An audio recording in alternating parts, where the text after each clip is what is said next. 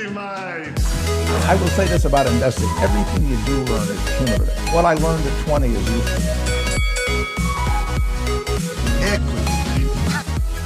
Welcome to another episode of Equity Mates, a podcast that follows our journey of investing. Whether you're an absolute beginner or approaching Warren Buffett status, our aim is to break down your barriers from beginning to dividend. My name is Bryce, and as always, I'm joined by my equity buddy, Ren. How are you going? I'm very good, Bryce. I'm very excited for this interview. We've spoken to some big names in our time, but for me and for my family, probably no bigger name than this. Big Swans supporting family, the Renahans. Dad's midlife crisis was to find AFL and to find the Swans. And so this is a real big moment for me. That's it. It is our absolute pleasure to welcome Andrew Pridham to Equity Mates. Andrew, welcome. Thanks, guys. So Andrew is the co-founder of Moelis Company, where he currently serves as the vice chairman and was previously the chief executive officer.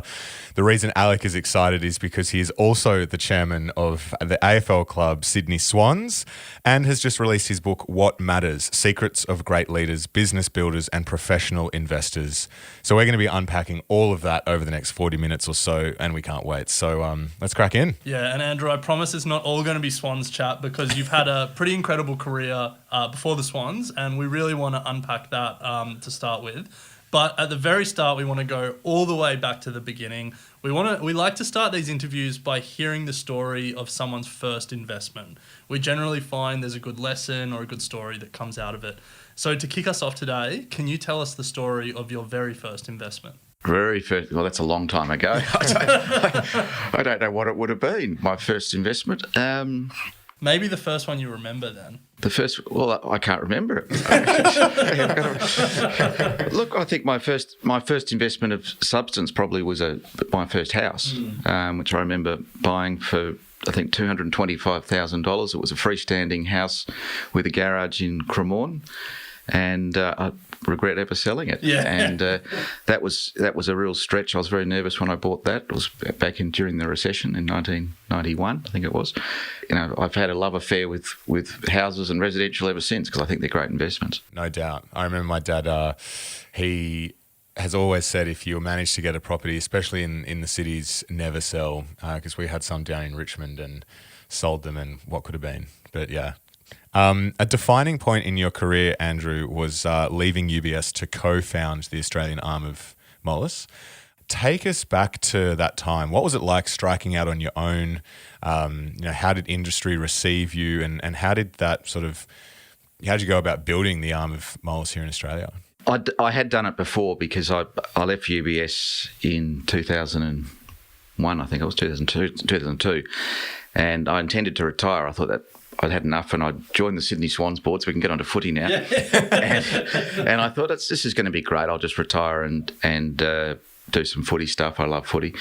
Then the clients would call me and say, can you look at this or that? So I just started helping clients and very quickly was very busy, and that became a boutique investment bank, which was called First Provident, which I then hired some people, and the two key employees were Chris Wyke and Julian Biggins, who are now the co-CEOs of MA Financial Group, which was Moelis Australia. JP Morgan acquired that business after a couple of years of running that, and I went and ran JP Morgan. And so having gone from UBS, boutique, JP Morgan, and then after the financial crisis was a really difficult time for everybody, and JP Morgan, if you remember back in the middle of the GFC, was one of the very few global banks that really thrived, and it was very, very strong. Jamie Dimon led it magnificently, and we were in the middle of everything that was going on. It was crazy. Every day we'd come into... By the end of that, I was pretty exhausted, and I actually intended to retire. That was my plan, and Julian Biggins and Chris Wyke, very entrepreneurial guys, much more than me. They wouldn't be wearing a tie like I am. They was an open shirt. They were really keen to build a business, and they convinced me ultimately to join them. So we got together, and our business plan was really simple, and that was get some good people together, get some capital, and do stuff. Nice. Easy. That was our business plan. We didn't even write it down. And so we started very small. I think in 2009 we had 5 people, and now we've got over 400 people market caps 1.5 billion, 1.4 billion. One of the things I'm really proud of is that since starting the business back then, we didn't know where it was going to lead. It was an investment banking business.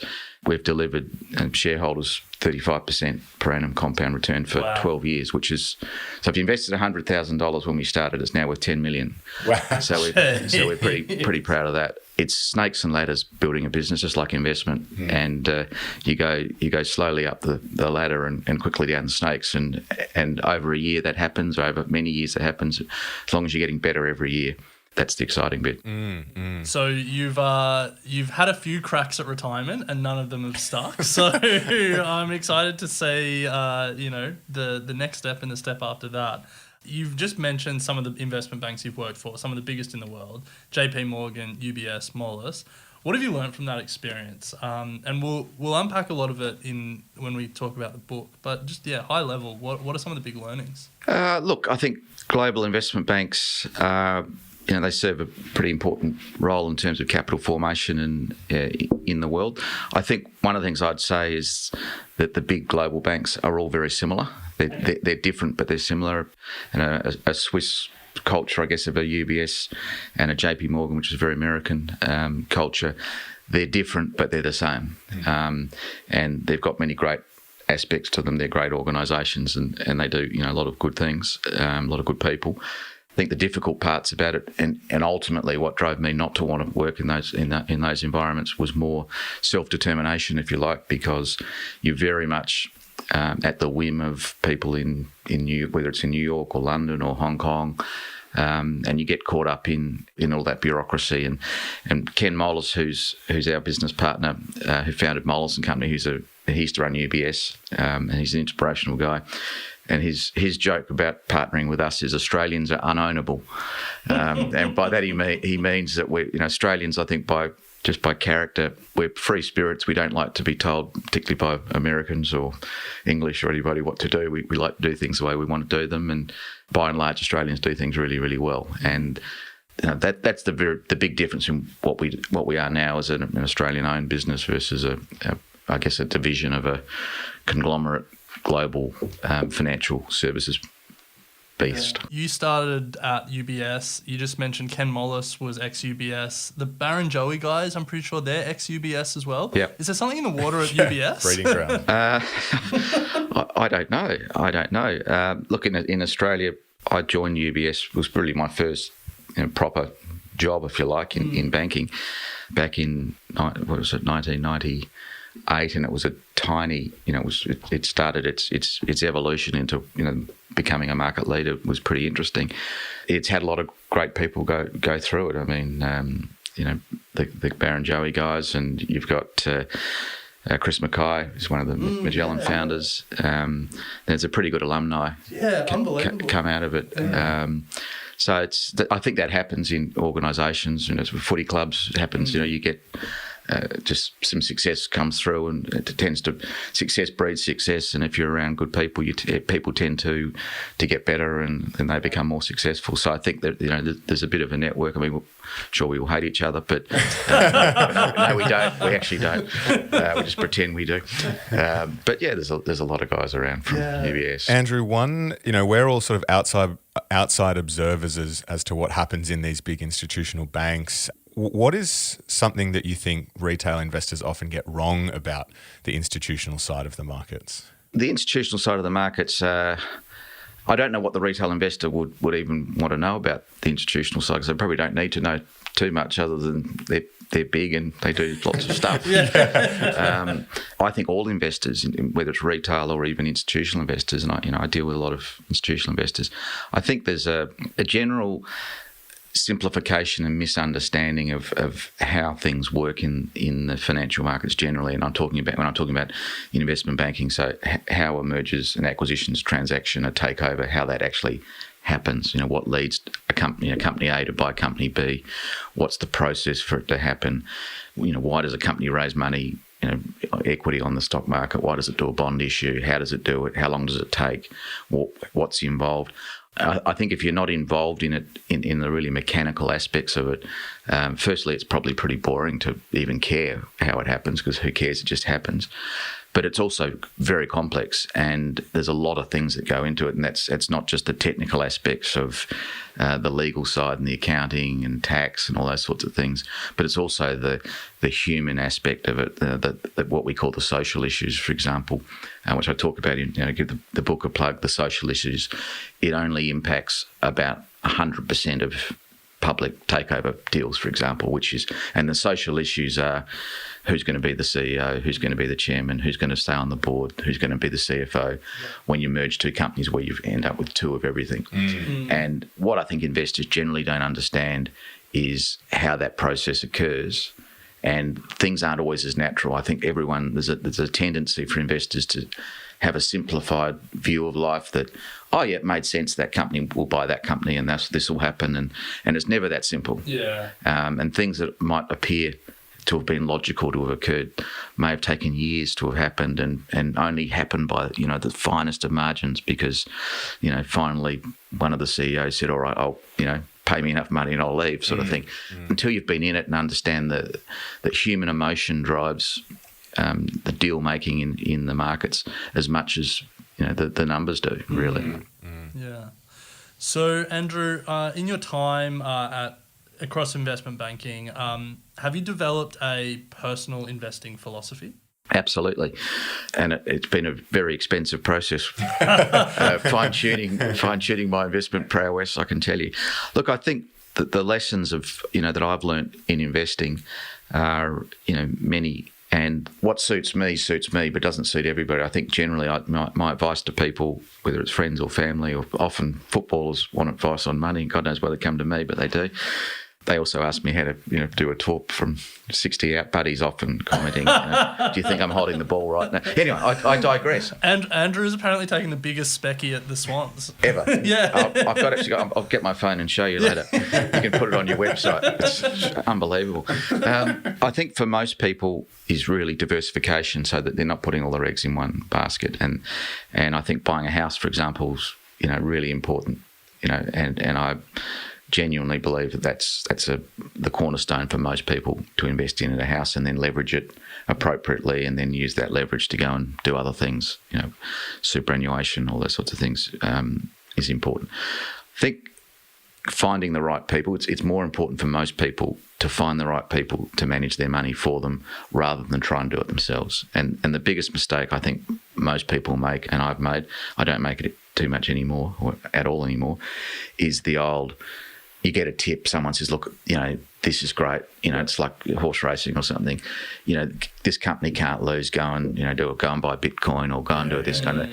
If you don't understand it, and don't do it, because the snakes and ladders analogy is a really good one, because you'll make some wins and then you get seduced into doing more and more, and you'll put more bigger and bigger bets, and then bang, you'll lose it all.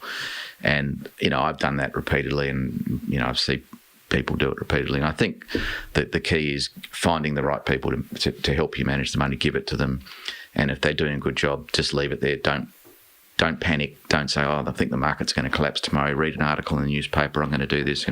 Just get the right people and leave it there, and assess it every few years. And if they're not doing a great job, maybe you move it. Don't give it all to one person, spread it around, all those sort of things.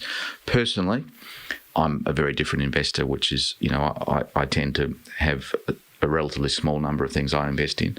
Real estate's one of them, but also stocks, where I will take large positions and just sit on them. I talk about in the book a study that was published in the Washington Post many years ago, and I thought it was the best ever investment paper I've read, and I tried to recreate it, so mine's slightly better. I did pinch it from somebody, but no, it's been updated. And it was all about the great companies in the last 20 years, and I'm talking about the Apples, the Microsofts of the world, and these trillion-dollar companies have repeatedly and regularly halved, and then halved again, and then doubled. So on their journey from 10-cent shares, 5-cent shares, Apple, whether it's, as a good example, through to, where it is today, a $1 trillion company, it's been a roller coaster. And if as an investor, if you're reactive and every time you read bad news or the market falls, or you sell, you're just going to miss. You're not going to time it. You're not going to time it. Just stick. What's your portfolio positioning in Bitcoin? It's a very interesting one. I don't have any that I'm aware of. I just sold my Tesla. Is that? Bitcoin's a mysterious beast to me, and my instincts are it's real, but it's not something. It's not something that I've invested in, but that's probably because I don't understand it. But I wouldn't discount it in the future. I think it is real. I think it's here to stay. Yeah. So, Andrew, let's turn to the business of sport, because you have been involved in the Sydney Swans for almost 20 years. You've been chairman since 2013. What have you learnt about the business of sport in this time? Sport and business are completely different animals, and a lot of people I see when they get involved in professional sports, when they've had a business background, they'll suddenly become chairman or president of an AFL club, for example. And if they say, I can do this because it's just like business, you know that they don't know what they're talking about. If you're a supporter of that club, be very worried, because it's completely different. There are clearly parallels between sport and business, and I love using sporting analogies for everyday life. I use it all the time, but they're completely different. I mean, sport is about there's far more about passion. There's far more passion in it, and the analogy I'll often give is, if you're running a football club, your customers are fans. They're passionate. They might have had multiple generations. They bleed for your club. They love it. They know the players. They love the players. If you lose year in, year out, they'll keep coming back. Because it's in their blood. They love it. And for them, success is winning a game on a weekend and hopefully some finals and hopefully premierships. But that's what success is. Delivering a profit. 99.9% of fans wouldn't know whether you're profitable or not, and they wouldn't care less. Yeah. What they want is for you to win. They want you to have great players, and they want to be inspired, and that's what sport's about. It's about the passion, and business. Shareholders, they don't really barrack for you, do they? Bryce was barracking for Afterpay pretty hard. Yeah, Bryce is one of the exceptions. Yeah. I find shareholders, they barrack for you as long as you're winning. Yeah. And if you start losing, they suddenly barrack for another team pretty quickly. So it's far more transactional, I guess, business in the sense that and fair enough, it's money involved. Shareholders are in it for returns. They want dividends. They want share price appreciation. It's very different in that sense. A lot of the business principles that you would use in business can be applied to the business of sport. But at the end of the day, what matters in sport is winning. And you can never lose sight of that. And I think football clubs and any sporting organisations at time, and you see it with cricket from in recent times, lose sight of what it's about. And what it's about is winning. That's as simple as that. And you can pretend it's about changing the world and everything else. That's all important, and that's part of the social contract of sport, that you actually do good things and help advocate for causes. But at the end of the day, it's about winning. And business is about profits. Yeah. The Swans have one of the best reputations in the league in terms of how well run the organisation is, and I think a lot of that credit lies with you. And I think a lot of the lessons in that are in the book, What Matters. Can you unpack it a little bit? How did the Swans get that reputation? What have you taken from your business career and from your experience at the Swans to really get the Swans organisation running really well? And I guess most importantly, what can a team like Bryce's Essendon Bombers learn from your leadership? We don't need to learn anything. Premiers 2024. How long have we got? The Bombers. Look, I think there are many parallels in sport. So firstly, where is the reputation and the success of the Sydney Swans come from? The Swans have been around for almost 150 years. The baton is passed year after year, and I think in its time in Sydney, had many opportunities to go broke. Before it came to Sydney, and it's really a succession of great people who have taken the club from where it was to where it is today, and people like Peter Wynett, Basil Sellers, and a guy who's actually chairman of our asset management business, Richard Collis, looms pretty large in that, and he was chairman for 20 years.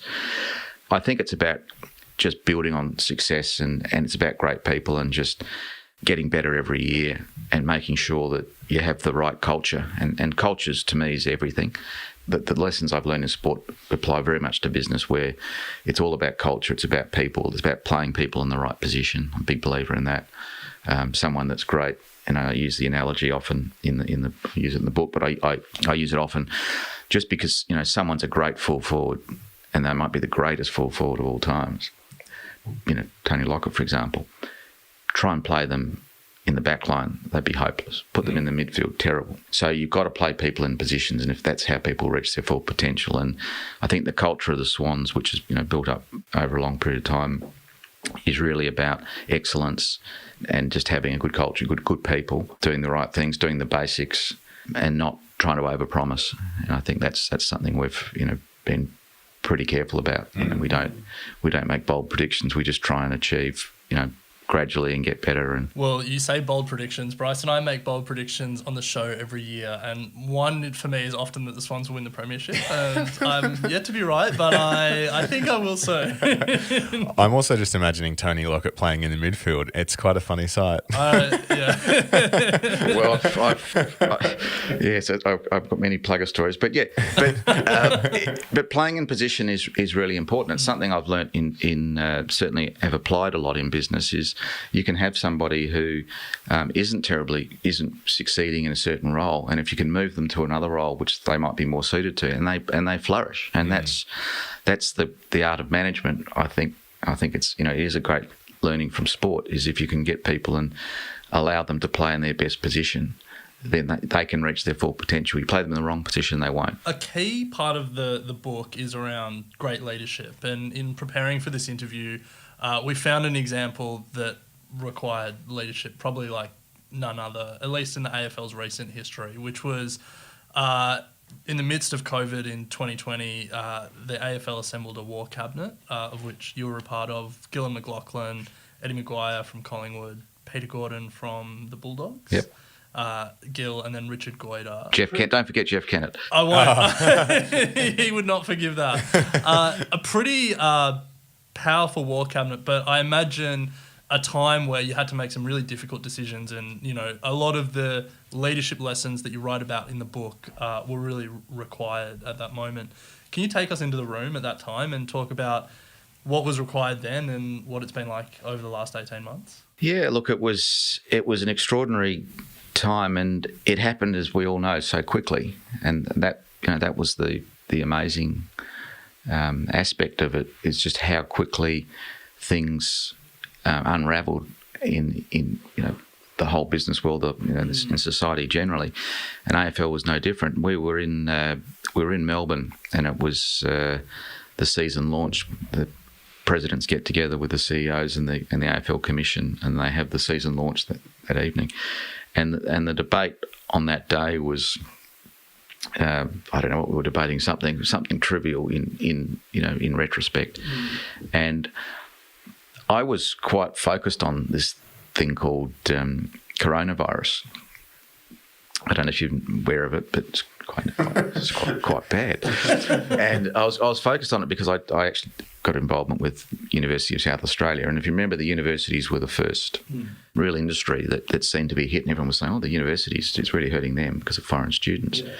And so I was quite aware of it, and I was sort of thinking at the time, talking to Richard Goyder, who's the chairman of the AFL, this coronavirus, this could be a problem.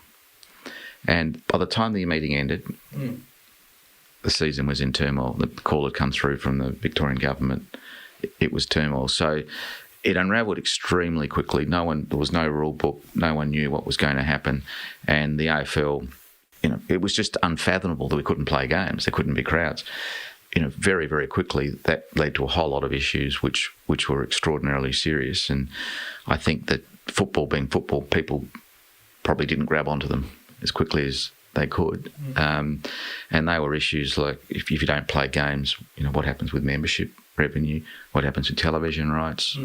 How do we pay the bills? I mean, the majority of clubs are only a few bad months away from insolvency, really. So it was pretty chronic issue, and there was no rule book. So the war cabinet met we were meeting very early in the morning. I'd talk to Gil and McLaughlin, 5 in the morning sometimes, then again at 2 in the morning, midnight. It was extraordinary hours. It was very stressful. And there was a genuine prospect that clubs and even the AFL could fail, go into administration. So it wasn't a great experience, I can tell you. It was very difficult. And just extraordinary how the industry has come through it, and everyone pulled together. That didn't last for long, obviously, never does in footy. But everyone pulled together, and there was I think a real collegiate approach to solving all of the issues, and that was from members sticking with their clubs, the media rights deals staying in place, governments facilitating travel bubbles and games without crowds, venues facilitating games without crowds. So there was everyone working together, government clearly assisting with financing. And because of that, I think the games, ironically, it's genuinely come through in a stronger way. And the clubs, I think, whilst there's a lot of more debt in the system, I think the clubs are in a really strong position now. Well, as spectators and supporters, it was certainly good to see it get off the ground. And looking from the outside, it would have been incredibly challenging, but getting those bubbles in place and still giving the fans the opportunity to support their teams was great. Well, it's nothing better than seeing Collingwood play Essendon with no crowd. it's a... But let's get that grand final. Supporters' dream. Looking forward to the grand final being back at the G though at some point. That'll be a nice thing to see. Wouldn't that be great? Yeah. No. One day at the SCG maybe. No, that'd be no. Look, before we turn to some of the key takeaways from the book, Andrew, we'll just take a quick break to hear from our sponsors. Andrew, you've just written What Matters, Secrets of Great Leaders, Business Builders and Professional Investors. So are you able to give us an overview of the book? What was the key message that you were really trying to get across? Yeah, it didn't start out as a book. When I stepped down as CEO of MA Financial Group at our results in February 2020, just as COVID hit. Yeah. So it looked like I was a genius. It wasn't that way at all. And we were in lockdown, so I was sitting around and I didn't know what to do, and I was very involved, obviously, if we discussed earlier with the AFL, and Chris and Julian were doing a great job running the business and going through all of the crisis management. One of the things I'd undertaken to do when I stepped down as CEO, because I'm still very involved in the business, was to establish the MA Academy, which is unashamedly pinched from the Swans Academy. And the concept is that MA Financial Group is a talent. I look at it as a talent factory, and our greatest asset is our ability to hire great people, train them and retain them. And so the whole idea of the MA Academy was to create a learning institute within the business that would actually teach and train our people from the most junior through to the most senior, and teach them not in an academic sense, but teach them very practically. This is how things happen. And anyone that's been to university knows that the first thing when you get into the real world, into business, you suddenly realise, I learned all this stuff. I know nothing. Yeah. And it's nothing like what we do. And that's right. So the academy's about teaching people, okay, this is how you do things and this is why, and actually get some of the best professionals in their field to teach younger people, and in some instances have the younger people coming through teaching the older ones, and that can be with it could be technology, AI, Bitcoin. There's a whole lot of stuff you can learn 360 because people have different perspectives. And so I thought, well, I've got to start this academy. I don't really know how to start an academy, and so I just started writing down these are the things I think would be worth teaching, and they became essentially the chapters in the book. And so I just wrote the book, and it's not an academic text because I wrote it, so you got a fair idea it's not. There's a lot of footy in there, but it was really just going through various things that I thought were important lessons, ranging from how to present to people, whether it's in a written form or verbally. What are the important lessons that I've learned over time? And the most important lesson is, when you present, to me, is simplicity. Don't overcomplicate it. Too many, particularly younger people, that come into the business world, they try and overcomplicate things. They use complicated words. They have too much information, too many pages, too many graphs, too many. And people just want to know the answer generally. Yeah.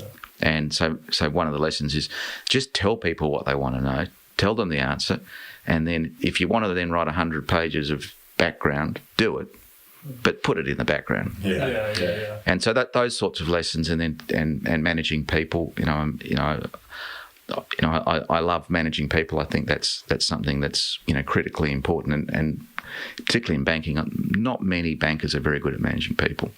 They tend to be focused on themselves, and I love managing people. And I think the lessons of how to do that, and the importance of actually getting the best out of people that work with you and for you is fundamental. Because if you can get the best out of everybody when they work in a team environment, there's no stopping you. That's the secret to any great, whether it's a football club or a business. If you've got great people and they can all have the ability to reach their full potential and be inspired, encouraged, given the tools that they need, given guidance if they're doing things poorly to tell them, if they're in the wrong position to move them, treat people fairly, all those sorts of things that are critically important. If you get that right, and then through writing the book, people in our business can learn these lessons and get better quicker, I think it just has a knock-on effect. And the compounding is really important. So that people theme is clearly a key theme in the book, and it sounds like it's also been a key theme in your career. Your business plan was get capital, get good people, and look where it became, billions of dollars in market cap. Do stuff. Yeah. Do stuff. Do stuff. And these days, if you look at the market, it feels like there's plenty of capital around, but the finding great people and then developing great people is the real challenge for businesses big and small. Bryce and I are trying to build a business here. Bryce is trying to get on that Forbes 40 under 40 list. What advice would you have for us in terms of trying to find the best people and then trying to develop them? Probably the core bit of advice I'd give to anybody is everybody in their career becomes, in my experience, they become a carbon copy for those that know what carbon copy is. Yeah. But they do become replicas of their mentors. So I think if you guys are good guys, I can see you're high energy, you don't take yourselves too seriously. I can see that, and that's a core theme that I always try and have. If you are great people and understand what you're doing, have a deep vision for what you want to do, you'll inspire people to join you, and they want to join you, and they won't leave. And that's, I think the business plan you have to have has to be really simple. Don't try and do too much too quickly. And I write a lot about that. And I think it's a common mistake that I see. What are the common mistakes people make building a business? One of the simple ones is they try and do everything. And you see it all the time. Like, we're going to do this, we're going to do this, we're going to do this, we're going to do this, we're going to do this. Just do one thing really well. Yeah. Do it really well, get really good at it. And then when you're really good at it, and get some people and teach them how to do it, you can then move on and do the next thing and do that really well, and just go step by step. Yeah. And it's not rocket science, because only rocket science is. Their core lesson: make sure you've got enough capital to do what you want. Just get really good, be passionate about it, be really good at it, and don't go too fast. Yeah. And I think if you do that, most people will succeed. And where people don't succeed is when they either run out of capital or they go too quickly. And it's like doing a renovation, building a business. It always takes longer and it costs more. Yeah. And if you remember that, you're on the path to mental breakdown. Yeah. To success. That's good. What other characteristics other than sort of that ability to inspire and have a clear vision have you seen across really good business leaders that they share? One of the core things is authenticity, and you'll hear people talk about it, and a lot of people talk about authenticity and they're not authentic, which is the irony of that's, I guess, it's life. But being true to yourself, and actually people can spot a phony, and if you're authentic and you walk the walk, you talk the talk, and you actually get in there and do stuff, that's what great leaders do. And what great leaders don't do, and I've seen this in banking over and over, is people, they think they're a leader because their business card says that they're managing director or they've been around a long time. They think they're a leader, And they dress well. They got a tie on like me. And it's probably not as nice as mine, but they got a tie on. They got shiny shoes. They got a nice car. They got a good CV. They've done deals, and they're pretty cool. But they're not authentic, and they're not real leaders because they don't do the hard work. They don't value their team. They just tell them go and do this, and they take all the glory. They're not in the trenches. And great leadership's, I think, largely behaving in a way in which people want to follow. And that means you've got to be a good person, be honest, be fair. Fairness is something I talk about in the book repeatedly. I think fairness is grossly underrated as a characteristic in success. If you're fair with people, whether it's staff, whether it's customers, whether whoever it is, then everything seems to work. And people get better, and the better you treat people, the better they'll treat people, and it's a virtuous circle. And if you treat people poorly, if you don't do the hard work as a leader, people aren't going to follow you. They're going to say, well, I don't really care. He doesn't really care. I don't. Yeah. So I think doing the hard work. So you mentioned mentors there, and a big part of looking at leadership and I guess becoming a leader is looking at mentors and trying to emulate them. Is there anyone that comes to mind in your life, either coming up in business that you really tried to model yourself on, or was a mentor, or these days looking at your career in footy? Are there any sportsmen that you're like? I don't know if I have a career in footy, by the way. In involvement in footy, shall we say? Tangential involvement. That you look at and you're like, these guys are just excellent leaders. They were who were front of mind when I was writing this book. Yeah, look, I do, and I've had many clients who I've had the I guess I've been fortunate to have some great clients over my career, people like Frank Lowy, and to observe how they lead and how they bring the best out in people and how they make decisions, how they take risks. Because business is really about it's a series of calculated risk assessment and making judgments of risk, and then backing yourself and backing others to execute, and don't take too big a risk that can kill you. And I've seen that, and I've seen people who've done it really well. I've seen people who've done poorly, failed. So from my own perspective, I've learnt lots, and there's lots of examples in the book. What matters is things I've learnt from people in sport, in business, dealing with politicians, dealing with all sorts of people. The good things I've seen and the bad things I've seen. And what I try and do is take the good things and don't do the bad things. I'm not perfect, so I get things wrong plenty of times. But I've still got a number of people who, throughout my career have been very important to me as mentors. And it's not bits of that's more a personal connection. I mean, someone like Richard Collis, has been an important mentor to me. In a football sense, but he was, he started off as a client. The first time I ever met him, he threw me out of a meeting. Oh, wow. Yeah, he's been trying to do it ever since. But he's been an important mentor to me. A guy by the name of Peter Crossing, who just retired a couple of years ago at UBS, he was an important mentor to me. He taught me a lot about banking. I think you take, things from different people in different ways. I think I'm a great observer of people, and that's why I love shows like Seinfeld, for example, because they're observation comedies, and I find that really interesting, and I enjoy it. Just observing what people do, the good things people do, and just how impactful it is with these people and how they impact other people's lives. As you get older and more experienced, you learn that people do watch you. If you're doing something at a high level or successfully, people watch you, and you are a mentor. You can't get away from that, and that's why you've always got to be game on and getting it better. I don't sit around, I don't read business books, I'm not into all that sort of stuff. But one of the things I say to myself, it's coming that time of year when I say it, is at the end of every year I do take stock of the prior year, and I'm an optimist, and I always look, I'm always optimistic about what's going to happen.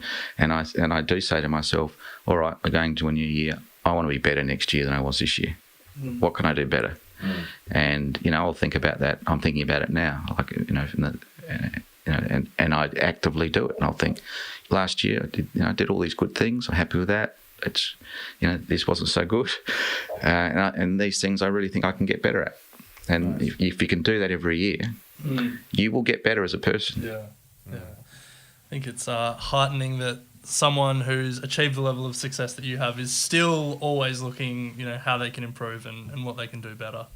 Yeah. We all can, because you're kidding yourself if you think that everything you do is right. I mean, it's not. I mean, you make lots of mistakes. You worry about things that you shouldn't worry about. We all do that. And you guys, if you're building your business, I'm sure you've got 1,000 things to worry about. But if you're optimistic, it's amazing how great things can happen. Yeah. Well, Andrew, the book is What Matters.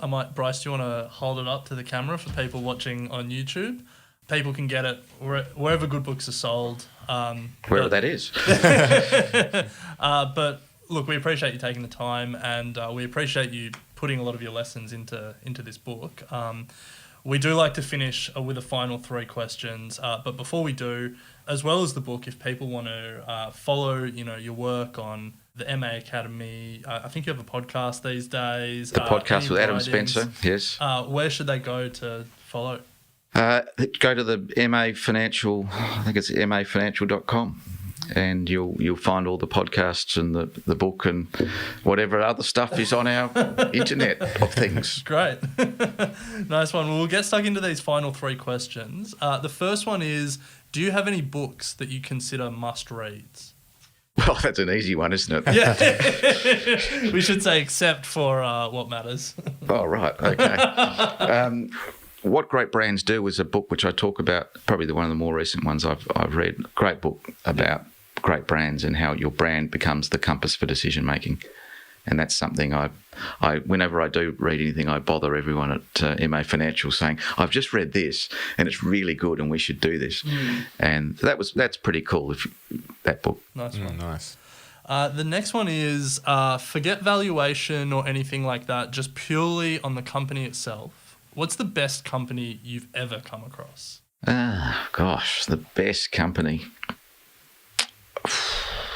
It's a big question. Can I say equity, mates? You can. What a great. Look, I think that's an impossible question to answer, so I'm not going to answer it. I don't know. We'll take the answer as equity, mates. It's equity, mates. And then finally, if you think back to your younger self, starting out in investment banking, starting out as an investor, what advice would you give to your younger self?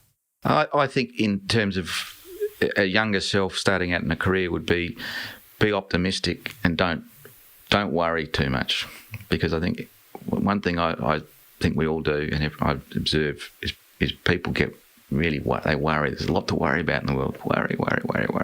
Don't worry too much, because most things work out, and if you've got a positive outlook and you're enthusiastic and you've got energy and you do the right thing, things will work out. Nice. Well, great way to end, Andrew. Thank you so much for sharing your time and your thoughts, and can't wait to hear the feedback from our community as they tuck into the book. So a reminder, it's called What Matters. So go and check it out. We'll have a link in our show notes, but absolutely appreciate you sharing your time with us today. Pleasure. Go Swans. Go the Swans. Go the Bombers. Hey, thanks for listening to this episode of Equity Mates. We love hearing from you, so drop us a line at contact@equitymates.com, or even better, go to your podcast player and leave a 5-star review. Also, a reminder that the Equity Mates content train doesn't stop when you've run out of episodes to binge. We've got a brand new website, a Facebook discussion group. We're on Instagram, YouTube, and slowly making our way as an influencer on TikTok. Well, that's Ren. So come and say hello and join the community. We'd love to welcome you. Until next time. Equity Mates Investing Podcast is a product of Equity Mates Media. All information in this podcast is for education and entertainment purposes only. Equity Mates gives listeners access to information and educational content provided by a range of financial service professionals. It is not intended as a substitute for professional finance, legal, or tax advice. The hosts of Equity Mates Investing Podcast are not financial professionals and are not aware of your personal financial circumstances. Equity Mates Media does not operate under an Australian Financial Services licence and relies on the exemption available under the Corporations Act 2001 in respect of any information or advice given. Before making any financial decisions, you should read the product disclosure statement and, if necessary, consult a licensed financial professional. Do not take financial advice from a podcast or video. For more information, head to the disclaimer page on the Equity Mates website, where you can find ASIC resources and find a registered financial professional near you. In the spirit of reconciliation, Equity Mates Media and the hosts of Equity Mates Investing podcast acknowledge the traditional custodians of country throughout Australia and their connections to land, sea and community. We pay our respects to their elders, past and present, and extend that respect to all Aboriginal and Torres Strait Islander people today.